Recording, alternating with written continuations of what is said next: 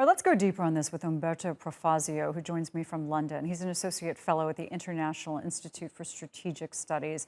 Umberto, after 10 years of trouble, turmoil in this country, what are still the sticking points between these two sides? Well, I think that basically what Libya needs right now is to renew the legitimacy of political institutions, the House of Representatives and the High Council of State. I mean, elections in Libya have been held for the last time was 2014, so it's been a long time since politicians has been around in Libya. The problem right now is that going to the elections without a sound constitutional basis or a constitutional framework could be risky. We have seen that before with the elections, the attempt to organize elections in December 2021, without what the UN mission in Libya describes as the guardrails, which could prevent the Libyan peace process to fall off track, there is a risk of political polarization and increasing violence in the country.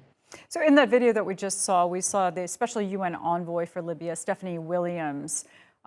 She's involved now trying to get this together. But back before the elections were supposed to happen in December, it was surprising to hear her come out and say, maybe this shouldn't happen. I don't think Libya is ready. Is there any indication now that it is ready to work out these differences between these two rival prime ministers, each one of whom thinks that he is the rightful leader of this country? Yes, I think Libya is not ready. I think that the conditions for the elections are still not met.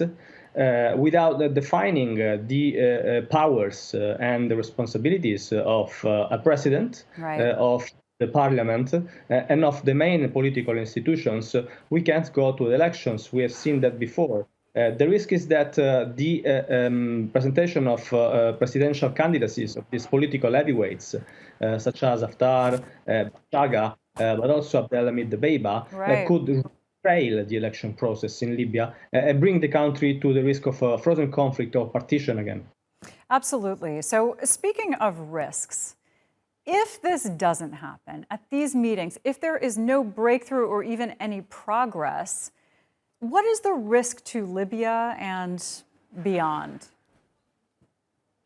The risk is that the prospect of what I believe could be a frozen conflict between the two rival governments appear real. Because we have two rival governments facing each other, and we have thousands of mercenaries and foreign fighters still in the country, which have not been removed, despite plans to do so by the UN and also by the Joint Military Commission.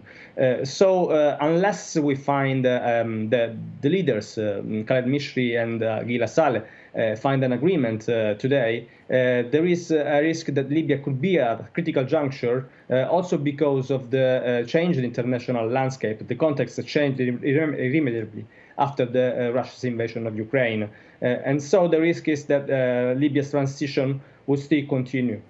All right. I'm glad we had some time to discuss this. Umberto Profazio, thanks so much.